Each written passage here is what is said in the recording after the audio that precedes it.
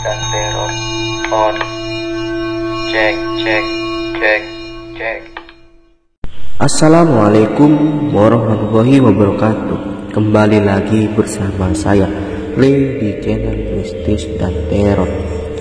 Kali ini saya akan menceritakan tentang seorang dukun kerejekian yang mempunyai anak yang begitu sangat cantik dan ingin diperkosa oleh salah satu tamu yang datang ke rumahnya, 2 orang.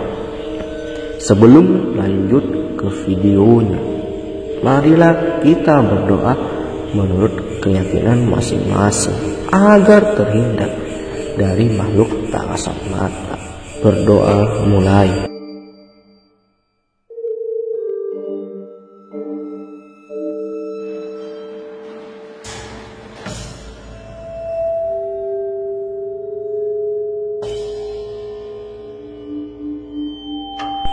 Berdoa selesai. Bagi kalian yang belum subscribe, tolong di subscribe agar bisa membangun channel ini bersama-sama. Nah, langsung aja ke ceritanya. Cerita ini pada tahun 2000-an di salah satu kota yang amat terpencil. Saya samarkan nama kotanya.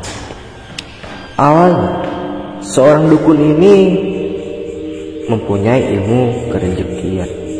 Banyak tamu yang datang ke sana yang katanya sih sukses gara-gara orang ini. Dan dukun ini memiliki anak yang berumur 20-an yang sangat cantik. Ya, orang sekitar sana itu mengerti kalau orang ini sangat cantik, dan banyak tetangga atau di desa itu yang gak berani mendekati wanita ini, ya gara-gara bapaknya adalah seorang dukun. Nah, singkat cerita, dari banyak berbagai tamu yang ingin cepat kaya seperti itu, ya rata-rata tamunya itu kebanyakan sih pengangguran dan juga orangnya kurang pintar, dan rata-rata ya hobinya hobi judi, ya hobi menghamburkan uang seperti itu. Ada 2 pria yang datang malam itu namanya saya samarkan. Yang paling tua itu namanya Jo, umur 40 tahun, seorang pengangguran yang kerjanya cuma serabutan dan ya berjudi.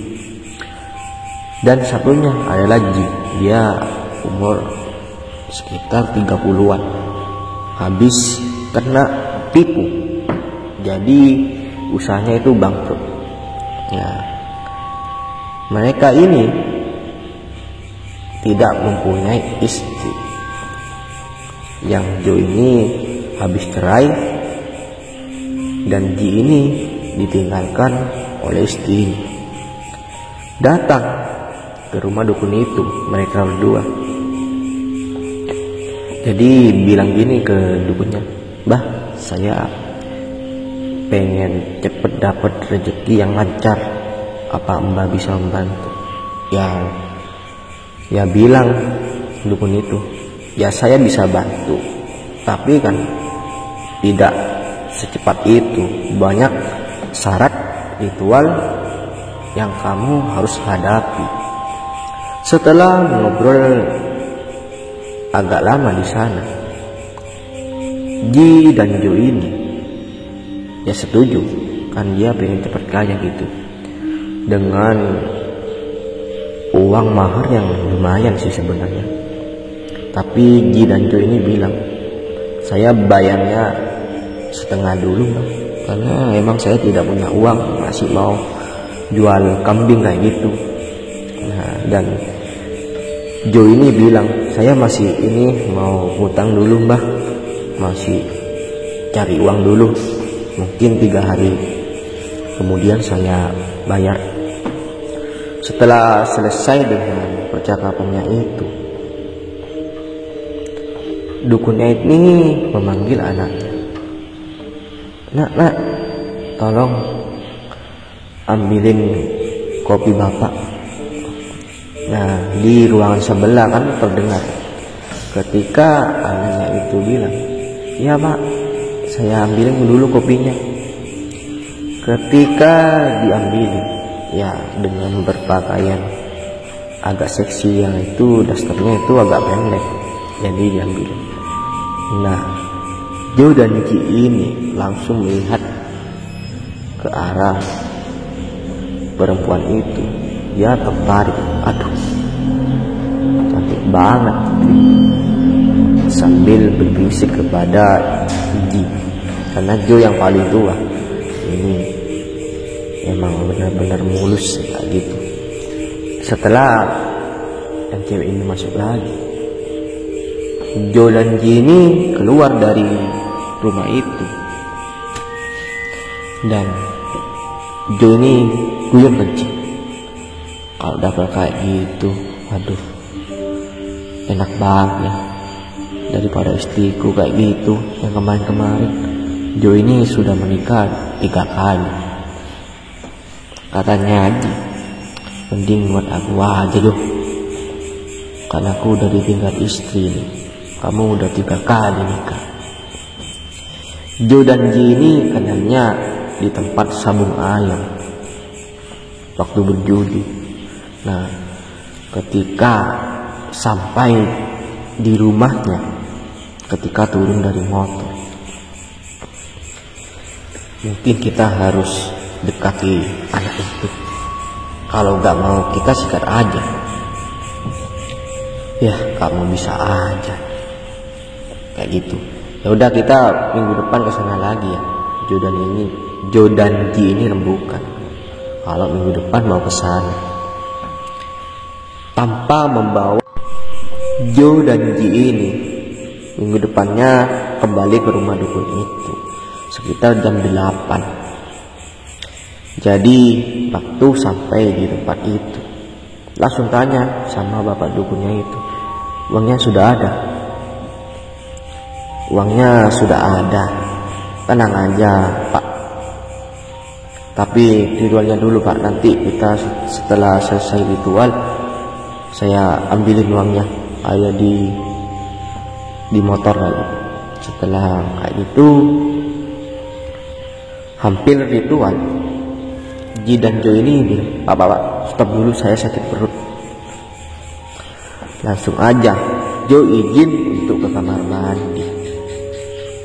Setelah izin ke mbak dukun itu, dia lewat di depan kamar anaknya itu yang begitu cantik. Dia ya jam 8:30 udah tidur. Ketika melihat ke dalam kamarnya, aduh, Jo ini berpikiran, aduh mulus banget, cantik banget, sampai ngintip kayak gitu. Lalu ke kamar mandi untuk buang air kecil. Ketika sampai di ruangan badukun itu, Jo ini bilang ke Ji, coba, sambil berbisik ke Ji ini. Jo ini berbisik ke Ji, coba kamu ke kamar mandi, lalu kamu lihat di kamar, sangat cepat. Nah, Ji ini izin juga ke mbak dukun itu, "Bah, izin dulu bah ke kamar mandi juga, mau pipis." Kata mbak dukun itu, "Kalian ini habis minum apa kok pipisnya bareng-bareng?" Nah, setelah itu Ji ke belakang melihat ke kamarnya. Aduh, bener apa kata Jo, mulus banget, gak sia-sia gue kamar mandi. Nah, sudah sampai di ruangan itu, bertiga udah kumpul, Jo, Ji, dan dukunnya. Mbak dukun ini izin, waktu itu kemenyannya habis. Masa iya kemenyan habis dukun ya? Ini kan cerita dari orang. Ya nggak tahu kalau kuningannya atau apanya yang kurang. Nah dukunnya ini bukan izin, keluar dulu sebentar. Bilang kalau mau beli-beli itu di pasar. Jadi ya harus ada dukunnya itu yang jalan sendiri. Kalian tunggu di sini sebentar dulu, saya mau ke pasar. Oh ya mbak, sana kalau mau ke pasar. Nah ketika dukunnya ini keluar, Jo ini dan Ji ini berpikiran buruk. Langsung aja masuk ke kamarnya. Setelah di dalam kamar, yang cewek ini kaget kenapa ada dua orang ini. Jo dan Ji ini ya mulutnya itu ditutup. Kan. Ketika ditutup lalu dibuka bajunya. Ketika dibuka bajunya, ya seperti orang mau memperkosa gitu. Ketika dibuka bajunya udah selesai dibuka, tapi ketika celananya ini dibuka, nah di situ Ji ini kram. Ya seperti ada yang megang kanan kirinya. Yang cewek ini dia diam aja, dia tidak melakukan perlawanan, dia tidak bergerak, malah dia merem, matanya itu tertutup. Nah katanya jadi, kamu ngapain diam aja Ji? Cepet Ji. Nah ketika udah kayak gitu, Ji ini gak bisa gerak. Aku gak bisa gerak, Jo. Coba kamu aja nih. Kamu ini. Nah posisinya Jo ini duduk di atas perempuan itu. Ketika duduk dia pegang tangannya dan mau membuka celananya itu. Dia seperti ya gak bisa gerak juga kan. Udah berapa menit kemudian dia teriak-teriak yang cewek, tolong. Nah ketika dia teriak tolong, mereka berdua langsung bisa gerak. Ketika bisa gerak, dia megangin lagi sambil megangin mulutnya. Nah ketika udah mau diperkosa, yang pertama itu Jo, ketika mau diperkosa, udah mau melakukan hubungan intim, Jo ini melayang, seakan-akan ada yang menariknya ke atas. Bajunya ini ketarik sampai bajunya ini ya mencekik lehernya sendiri gitu. Dan tangannya ini ada di belakang seperti dipegangin. Dan Ji ini kaget, dia ketakutan sampai berada di pojok. Ketika udah terbang si Jo ini langsung dihantamkan ke tembok. Jatuh ke bawah. Nah ketika jatuh ke bawah, yang cewek ini berusaha untuk memasang pakaiannya lagi, tapi mereka berdua ini gak bisa bergerak. Dia nempel di tembok. Ketika nempel di tembok, dukunnya datang, bapaknya datang sekitar 10 menit kemudian. Tapi posisi ini nempel di tembok dua orang ini, dan yang perempuan itu menatap tajam. Dan ketika bapaknya dia masuk, kenapa nak? Ini Pak, dua orang ini mau memperkosa saya Pak. Kalian bisa-bisanya melakukan ini. Nah, jadi dukunnya ini bilang kepada dua orang ini, jadi seperti ini tingkah laku kalian terhadap saya. Setelah itu, dengan membacakan mantra yang ada di tempat itu, dibaca mantra dua orang itu, dibaca mantra, dan sampai sekitar 10 menitan lah, Jo dan Ji ini pulang tanpa pakaian.